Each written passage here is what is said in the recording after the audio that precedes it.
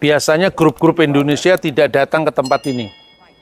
Tapi ini biasanya dikunjungi oleh orang-orang Eropa yang lebih suka sejarah ketimbang kita yang lebih suka belanja souvenir.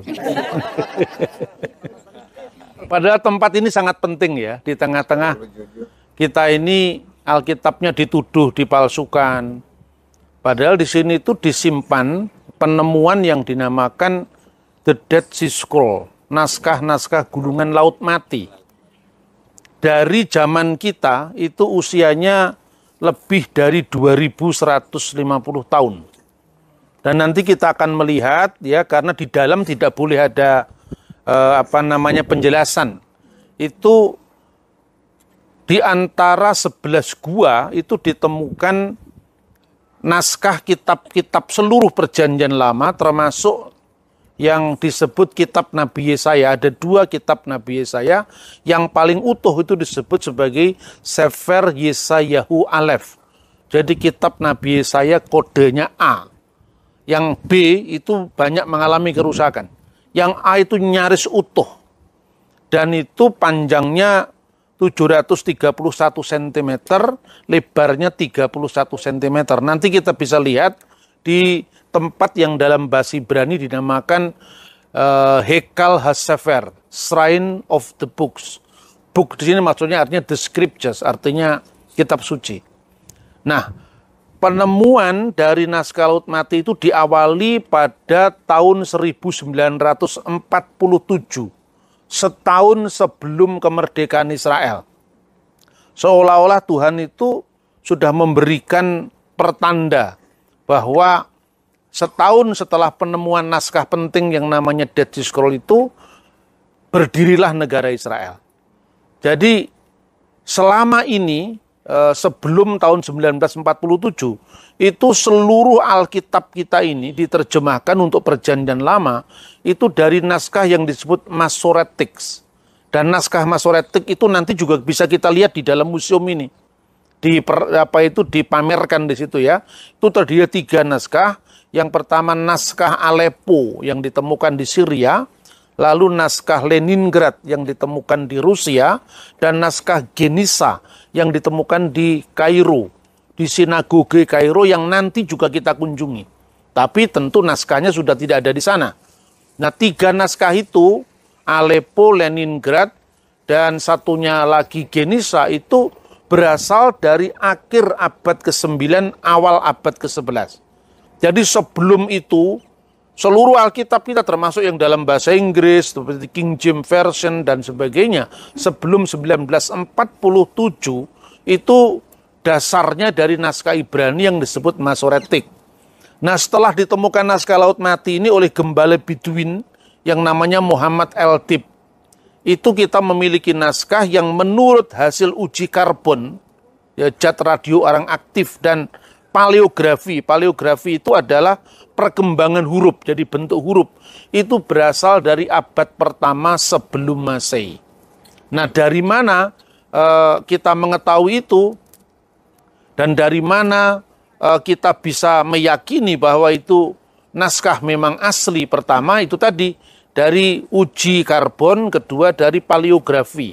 Jadi bentuk-bentuk hurufnya, kalau saudara melihat kira-kira tulisan Indonesia dari zaman Sanusi Pane kan berbeda dengan zaman Soekarno, berbeda dari zaman Pak Harto, berbeda dengan sekarang. Nah, di dalam naskah laut mati itu ada 3 ragam tulisan. Yang pertama yang dikenal dengan Paleo-Hebrew.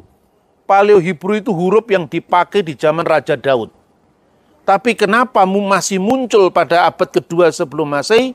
Karena untuk menulis tetragrammaton, salah satunya tetragrammaton itu 4 huruf suci. YHWH, Yod, He, Vav, He, yang dibaca Adonai. Jadi misalnya kalau ada ungkapan Shema Yisrael, Yod, He, Vav, He, Elohenu, Yod, He, Vav, He, Echad, dibaca Adonai Elohenu, Adonai Echad. Kalau di Taurat Samaria itu dibaca Shema Yisrael, Sama Eloinu, Sama Echad. Karena Sama itu Sam, nama, A itu kata definite article, ya, artinya the name our Lord, the name is one. Jadi itu contohnya. Nah, setelah ditemukan naskah Laut Mati itu, ada yang ditulis dalam huruf Hasmonaim. Hasmonaim itu huruf yang dipakai di zaman Makabe. Kemarin kita sudah mendengar ya penjelasan tentang Hanukiyah atau kaki Dian bercabang 9 untuk memperingati peristiwa penahbisan bait suci yang diperingati Yesus di dalam Yohanes pasal 10 ayat 22 dan seterusnya. Lalu yang ketiga huruf Herodian. Huruf Ibrani Herodian itu dipakai setelah zamannya Herodes. Jadi kira-kira tahun 37 sebelum Masehi itu Herodes diangkat sebagai penguasa Yehuda oleh Romawi karena sejak tahun itu Israel di bawah penindasan Roma sampai kemudian zamannya Yesus dan seterusnya. Nah, saudara-saudara, setelah diteliti dengan uji karbon tadi, mula-mula seorang yang bernama Muhammad Eldib itu menjual naskah itu kepada seorang pedagang barang antik. Kalau kita tadi kemarin masuk dari Yerusalem ke Bethlehem, ada tembok itu, tembok yang dibangun pemerintah Israel, itu di situ ada rumah, ya, di sebelah kanan itu rumahnya keluarga Kandu. Nah, cucunya sampai sekarang masih menjadi gaet. Ya, keluarga Kandu itulah yang kemudian membeli dari koleksi naskah yang ditemukan di 11 gua. Jadi ada 11 gua dan disambung lagi dengan penemuan di gua Murabaat dan ditemukan lagi gua yang namanya Nahal Hefer, di mana ditemukan kitab Mazmur yang usianya juga abad pertama sebelum Masehi. Salah satu naskah yang menjadi ikonnya yaitu Yesaya itu dipamerkan di sini. Setelah diteliti dari naskah yang berasal dari abad 10 setelah Masehi dengan naskah yang berasal dari abad pertama sebelum Masehi, itu tidak ada pemalsuan. Jadi satu contoh misalnya ya, dia berteriak seperti seekor singa. Anda lihat di situ S itu ditulis dengan huruf kursif. Karena apa itu kira-kira. Dalam teks aslinya tidak ada. Karena menduga-duga ya, dia berteriak seperti seekor singa. Itu teksnya itu wayikra Aryeh al-misfeh Adonai, maka berserulah singa. Nah, kok tiba-tiba ada kerumunan manusia, kok ada singa? Maka seperti singa. Al-misfeh Adonai dan seterusnya. Tetapi di dalam naskah Qumran itu dibaca wayikra haroeh al-misfeh Adonai. Berserulah orang yang melihat itu. Kenapa singa dengan orang yang melihat? Karena singa itu Aryeh, itu Alef, Res, Yod, He. Nah, kalau di depan itu mungkin ada huruf yang kehapus, yaitu Haroeh. Jadi Haroeh, kemudian resnya itu bertumpang tindih dengan Alef, kemudian dijadikan dibaca dengan Aryeh. Tetapi naskah-naskah itu tidak ada yang dibakar. Semuanya itu bisa cek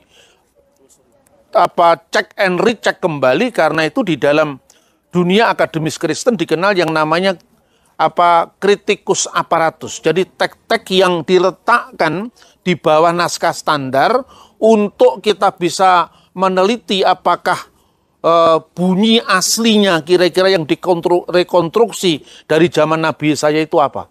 Jadi tidak pernah ada pembakaran Alkitab dalam kekristenan yang ada pembakaran ikan dan pembakaran jagung, ya, karena apa yang sering muncul dalam tuduhan itu tuduhan tanpa alasan. Nah, melalui museum Alkitab ini kita bisa langsung berinteraksi dengan mereka-mereka yang ada di tanah suci ini dari berbagai macam gereja, bahkan antara Yahudi dan Kristen itu sudah berpisah sejak kira-kira tahun 90 Masehi. Jadi kan kekristenan dulu kan bagian dari Yudaisme, berpisah. Tetapi sampai hari ini kalau Bapak Ibu kunjungi museum ini, Paus pernah mengunjungi museum ini, Presiden Amerika pernah mengunjungi museum ini, dan yang mengantarnya itu adalah rabi-rabi Yahudi. Jadi artinya apa? Kitabnya rabi Yahudi yang tidak percaya dengan Yesus itu adalah Mesias, dengan kitabnya orang Kristen yang percaya Yesus itu adalah Mesias itu sama.